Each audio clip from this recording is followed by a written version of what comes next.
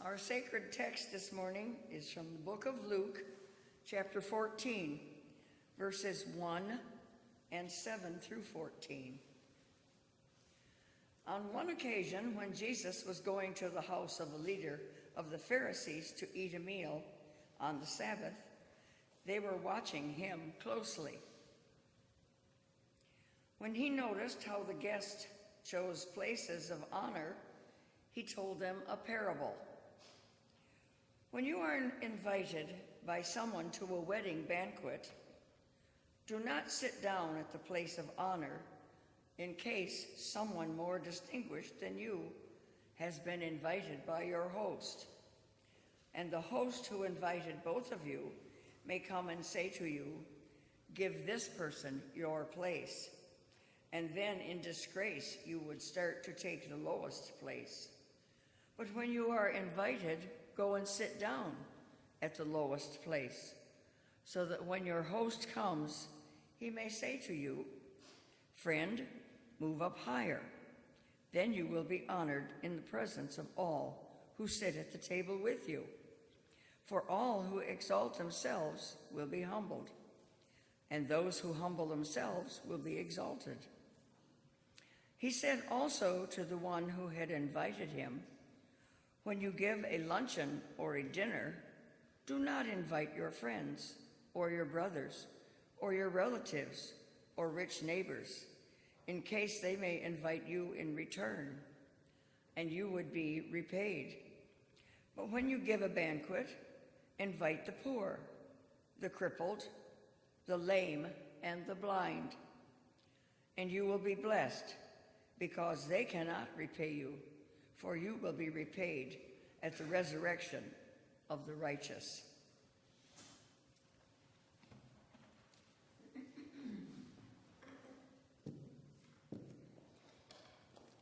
Thank you, Nancy.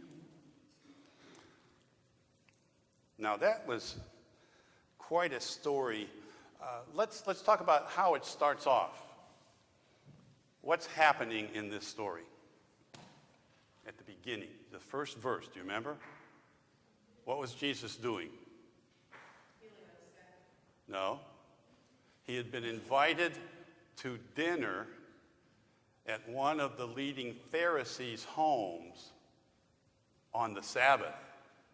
Now, if you remember from last week, red flag, why? Why? No work on the Sabbath. That means you don't even walk someplace, let alone cook or anything like that. Now, maybe the leading Pharisee had had the meal made the day before. We don't know that. But a leading Pharisee is having Jesus to dinner on the Sabbath. Wow. So this Pharisee seems to be kind of interested in Jesus. Thinks maybe there's something here, huh? Maybe there's something here. What else did the Pharisee do in terms of the dinner? Invited a whole bunch of other people, because it says Jesus was watching them all, and they were being seated or seating themselves. Okay, now, the middle part of this story, I got to tell you, I got a real problem with this. Now, as you heard Nancy reading those words, or if you read along with her, did you try to picture what that would look like? Remember? It said Jesus saw them all looking to be seated in a seat of honor, which would reflect their status. Now, where do they get that status? It's a social thing, isn't it? Yeah, their status in society, or at least in the society that they lived in. Okay? And so they were all kind of seated where they should be, or where they deserve to be, or something like that. So he decides to tell them a parable. I have a problem with the parable.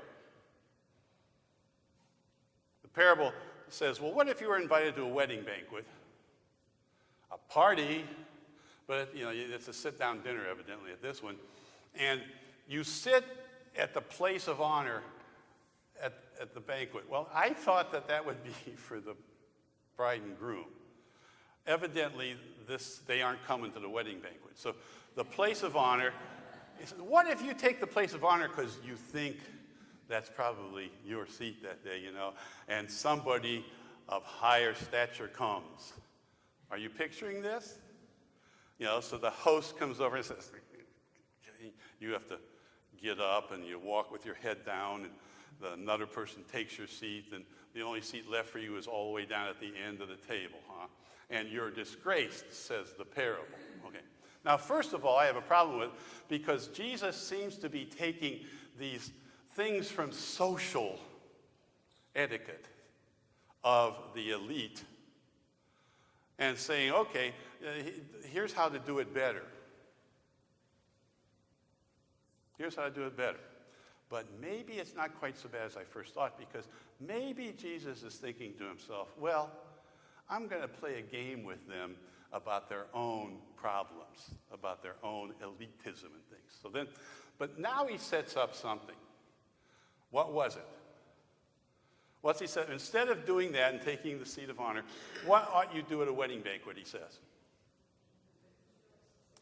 Go down and take the humblest seat. But why would you do that? The story. What's the story say? Yeah, because then the host will have to come and say, hey, come on, you deserve a much better seat. Get up. And then the host escorts you there, and you kind of smile the whole way. Maybe people have been clapping for you or something like that, okay? Have you thought already the problem with putting that into practice? It's going to look like musical chairs, number one, at all these wedding banquets.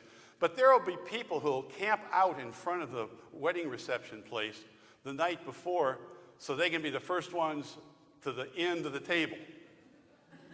Everybody will be fighting. They'll be elbowing each other, throwing them to the floor and everything like that, so they can sit at the end of the table and have the host come and say, no, get up and go here. I just have a problem with that. It's not going to work, is it? Jesus knew it wasn't going to work. But he sure did get their attention, I'll bet.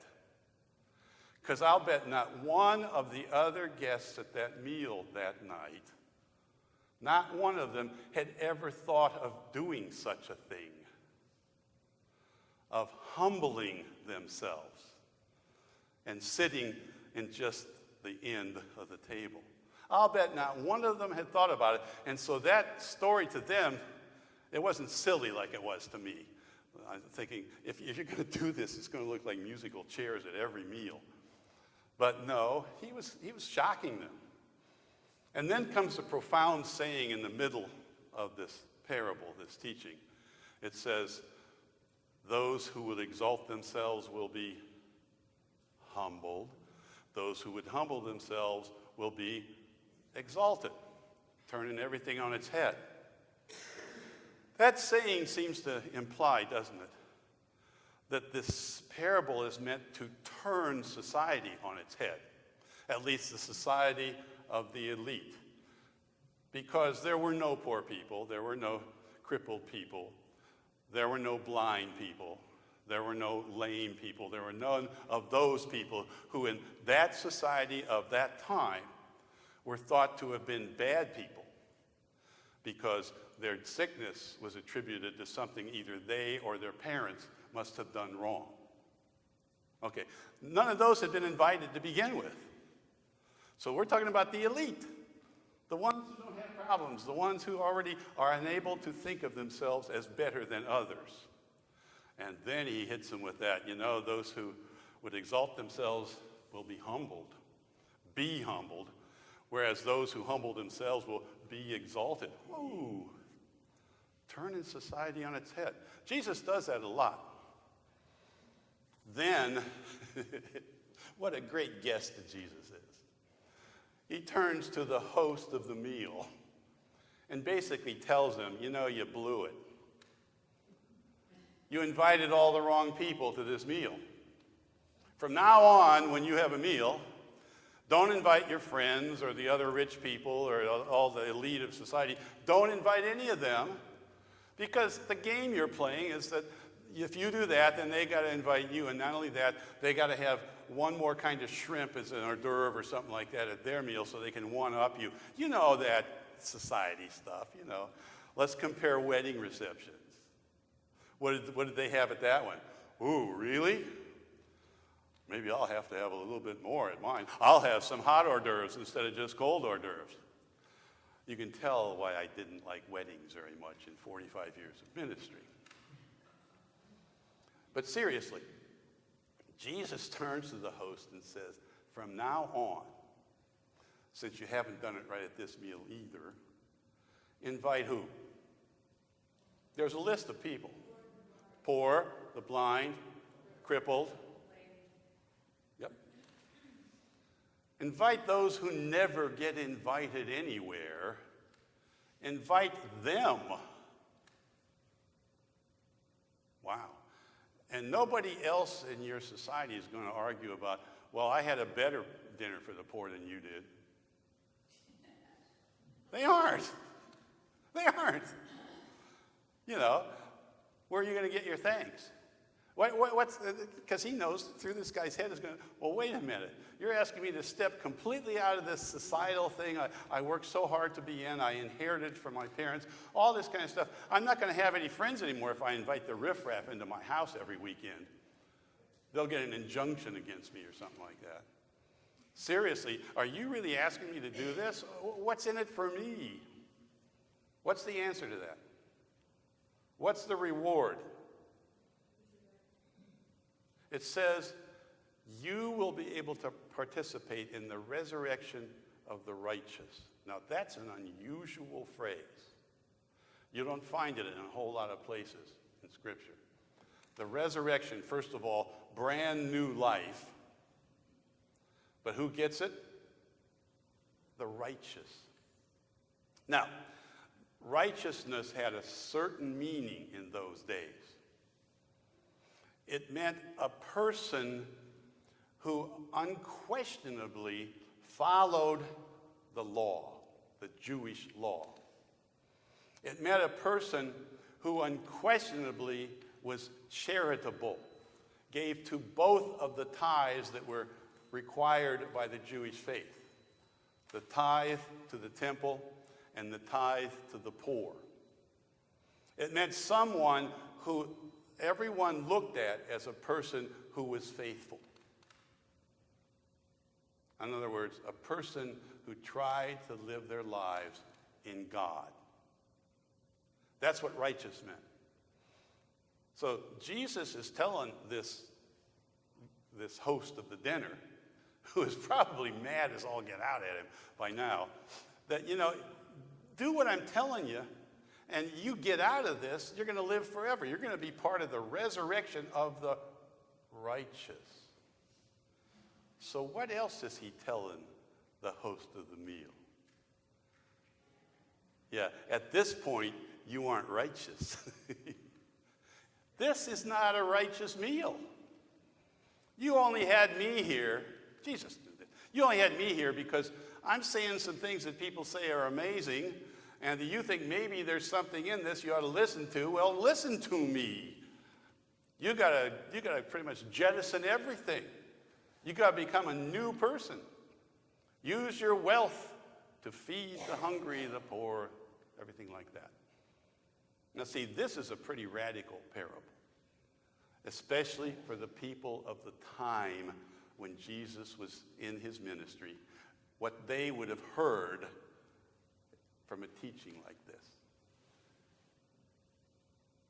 I'm currently reading a book I honestly wish I had been able to read in college 50 years ago or a lot earlier in my life.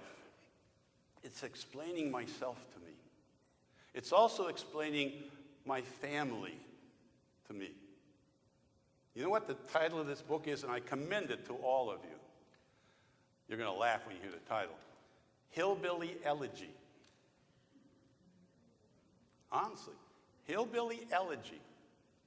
It's written by a man who was raised as a hillbilly. First in eastern Kentucky, then in southwest Ohio. Who was raised as one of the Appalachian mountain folk. Who was raised as poor white trash.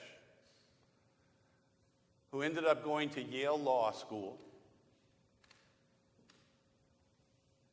It's written so all of us can understand what it's like for so many poor white people in our country.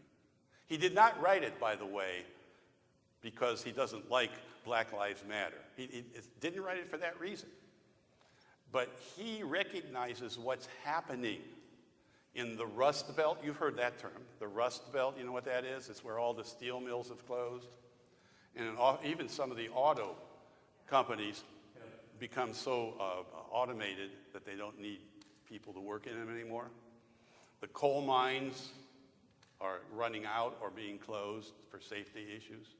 So the Rust Belt is full of people like him, like the way he was raised, like his folks.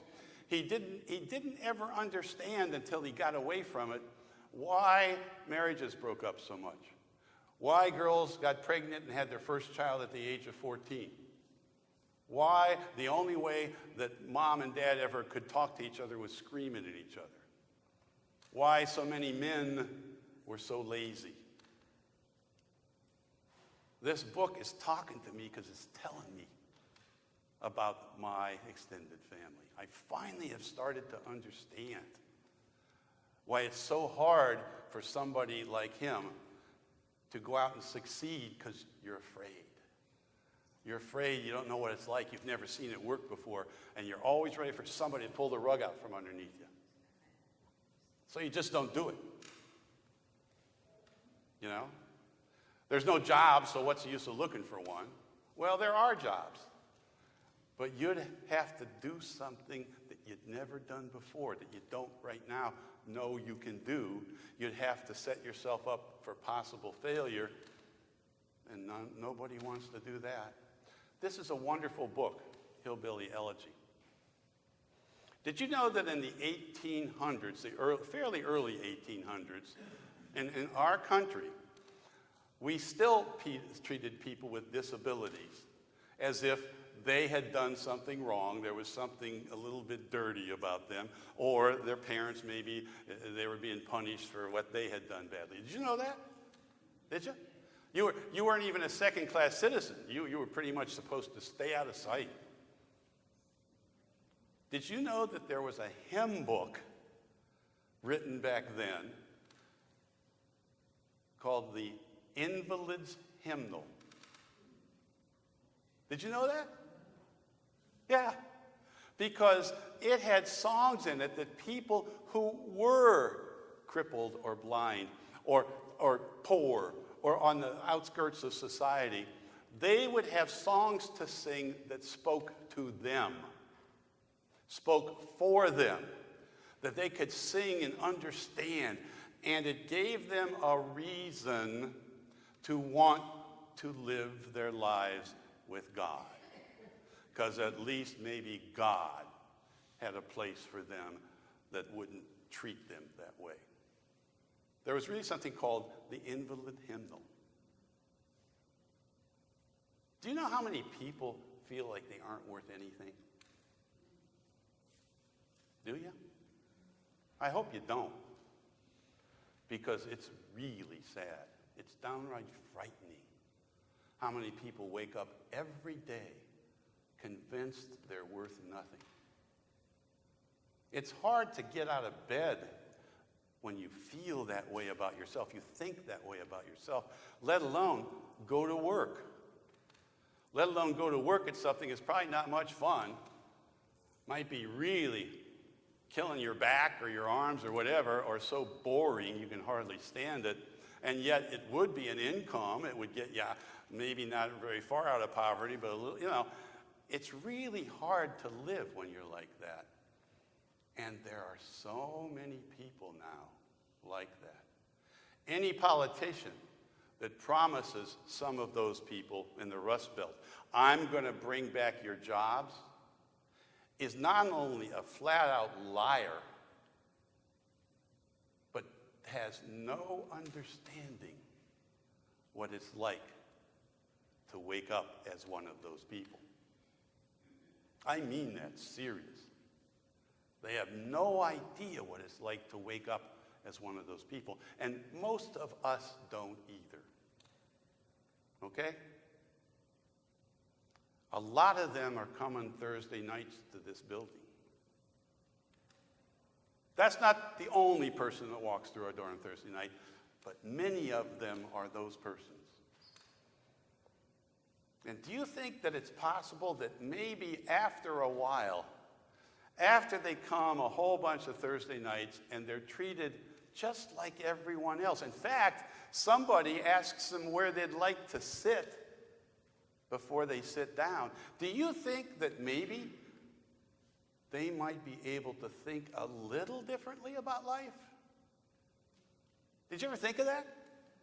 Just because they were treated not as royalty, not as somebody that's poor, not as somebody that's handicapped, but as just another person just like me or just like you or just like the person that asks them where they'd like to sit.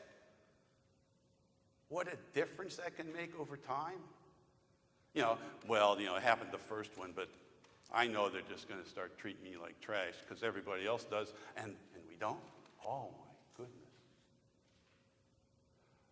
goodness. The two little guys I got to tutor last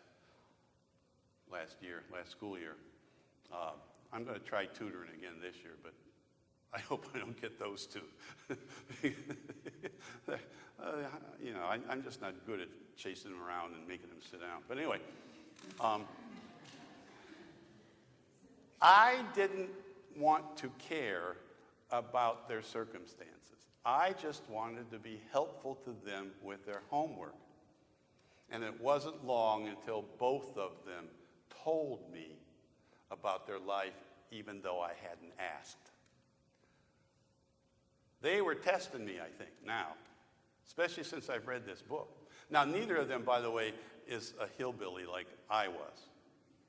They didn't come from white Appalachia or something. One of them came from Russia, another one came from Mexico. But still, they needed to test me by telling me about them because I think they expected me to treat them differently. I was still the same SOB I was before they told me.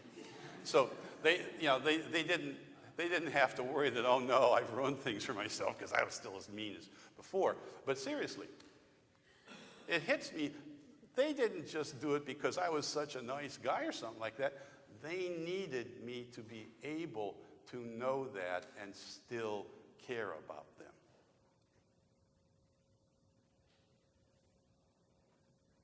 When you're poor, you don't want to go tell somebody you're poor. But in most cases, you don't need to tell them. One of the things I learned because I asked Shelley, Diane and I can't be at Fallisburg this year. We'll be away, so we want to bring a bunch of soda, cases of soda to help out. I said, what kind of soda does everybody drink the most? She said, no doubt about it, Coke, Diet Coke, and Mountain Dew. I had just read in the Hillbilly Elegy book that people who live in Appalachia, they talk about each other's dental health as D-E-W, dew mouth.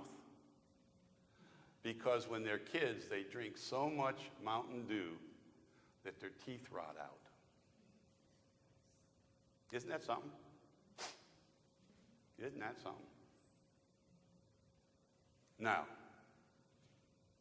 what is the reward, at least taught about in this parable, for Open Table? For that approach to life. For that approach to life about not just that we don't care about some seat of honor, but everybody is just like equal. Equal.